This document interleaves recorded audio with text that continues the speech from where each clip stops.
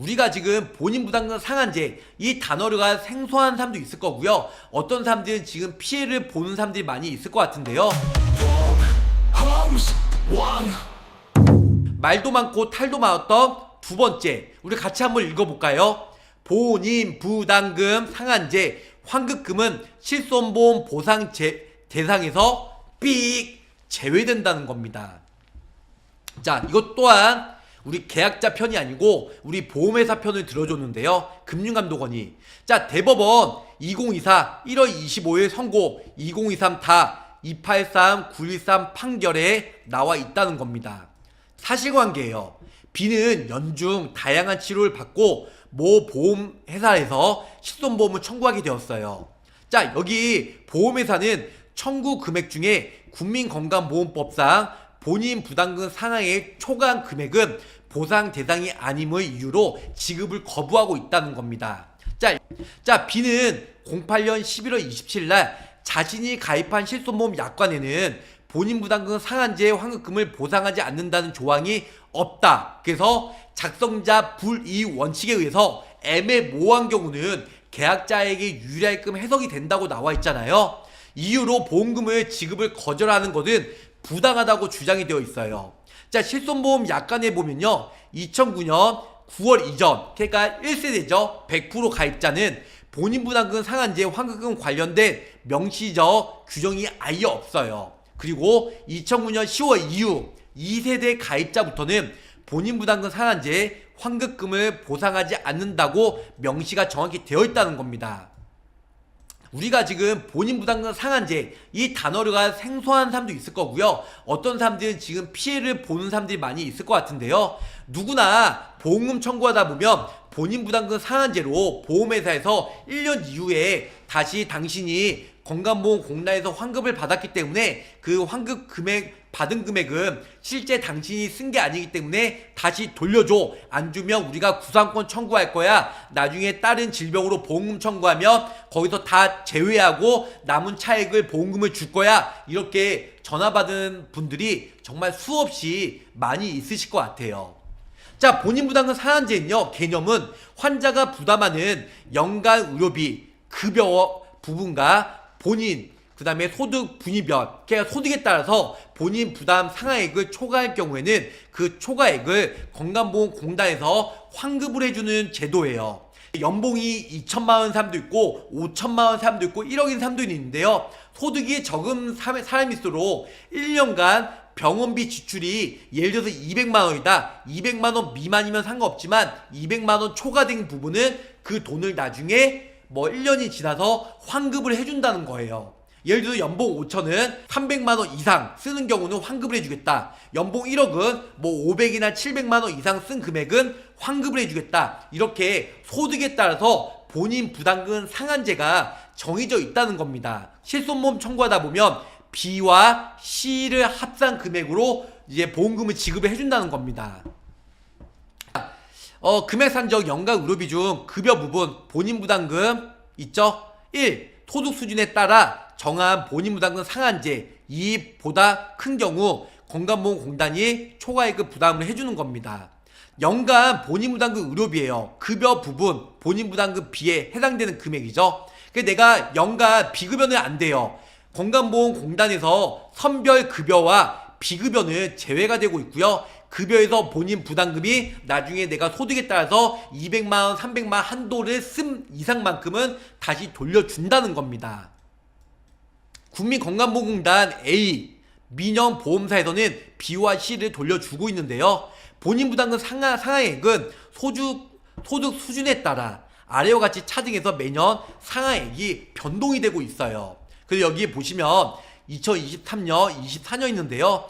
요양병원 120일 초과 입원 밑에 있고요. 위에는 일반 병원비 1분기, 2, 3분기, 4, 5분위, 그 다음에 5, 6분위 소득에 따라서 서로 틀리다는 겁니다. 그리고 소득에 따라서 일정 부분 넘게 되면 10분위가 소득이 고액 연봉자죠. 그 밑에는 저소득층. 그래서 고액 연봉자는 750, 예를 들어서 여기 보면 800만원 이상은 환급을 해주는데 그 미만은 병원비 써도 환급을 안 해준다. 근데 소득 1분위, 2, 3분위는 80만원이나 100만원까지는 연간 써도 환급을 안 해주지만 그 이상은 쓴 만큼 공단에서 다시 환급을 해준다는 겁니다. 자, 법원의 판단은 국민건강보험법에 등의 관련 법령에 의하면 본인 부담 상하의 초과 금액은 비가 부담하는 것이 아니라 건강보험공단이 부담하는 비용이에요.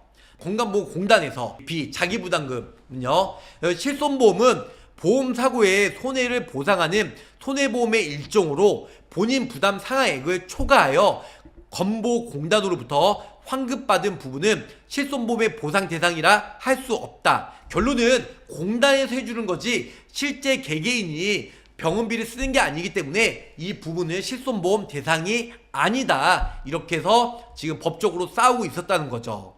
B가 실손보험을 가입할 당시에는 본인 부담 상한제로 사후 환급이 가능한 금액을 보상하지 않는다는 정확한 약관의 규정이 없다는 거. 애매모호한 경우는 우리 계약자들이 흔히 얘기하는 뭐죠? 작성자 불이의 원칙에 의해서 약관에 정확하게 뚜렷하게 명시가 안 되어 있으면 계약자한테 유리하게끔 해석이 된다. 이렇게 나와 있다는 거. 이후에 제정된 표준 약관에 그러한 내용이 포함되었다 하더라도요, 이와 같은 실손보험에서 관한 약관 해석이 달라지지는 않는 것으로 해석이 되고 있습니다. 소비자 유의사항, 본인 부담금 상한제, 환급금은 최종적으로 건보공단이 부담한 금액으로 환자가 부담한 금액이 아니기 때문에 실제 발생한 손해를 보상하는 실손보험에서 보상받을 수 없습니다. 이는 실손보험 가입 시기 무관 1세대부터 4세대 모든 실손보험 등에 동일하게 적용되므로 보험금 청구 시에 참고하시기 바랍니다.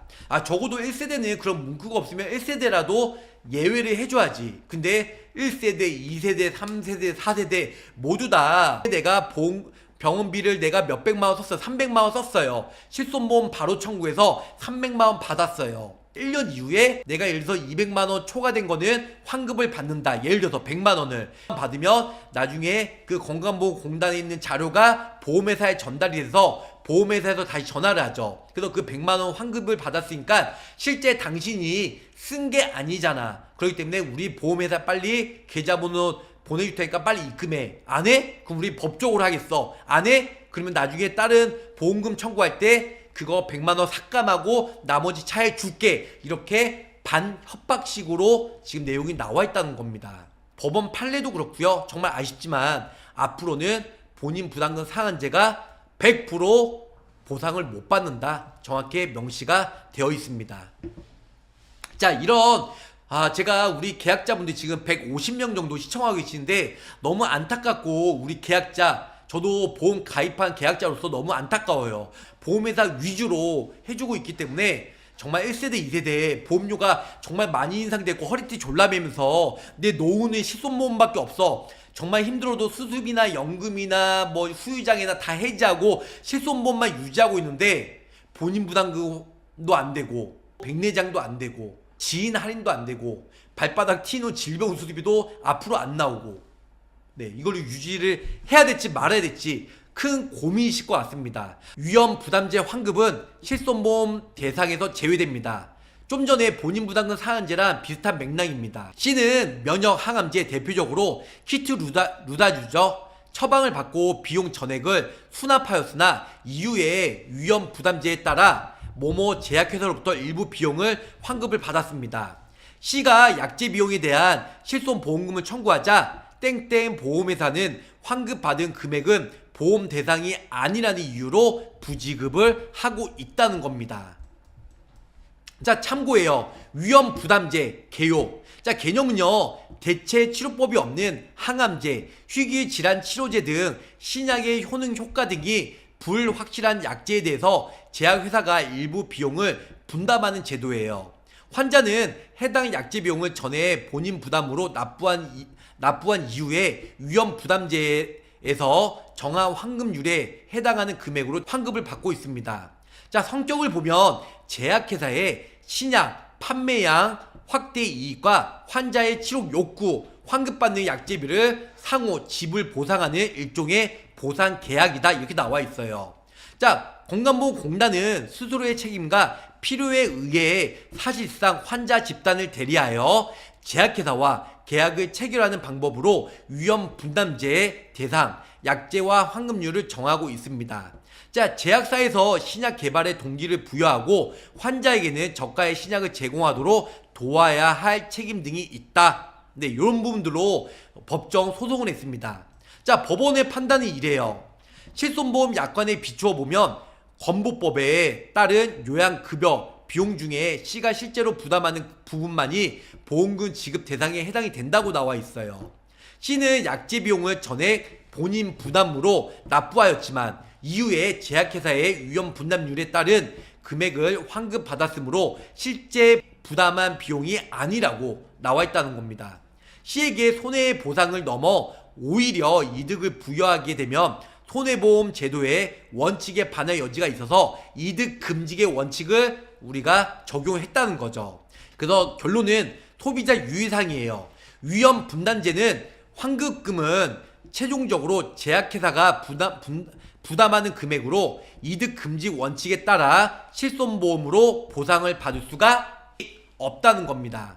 자, 이러한 해석은 충분히 예상 가능하여 설명 의무의 대상이 아니라는 것이 법원의 입장이므로 실손보험 청구 시 이러한 내용은 충분히 고려할 필요가 있다. 이렇게 알고 계셔야 될 것 같습니다. 다시 한번 말씀드리면 백내장 다초점 렌즈 삽입술 이번 시에는 이제 적용이 거의 안 되고 통원비 한도 나온다.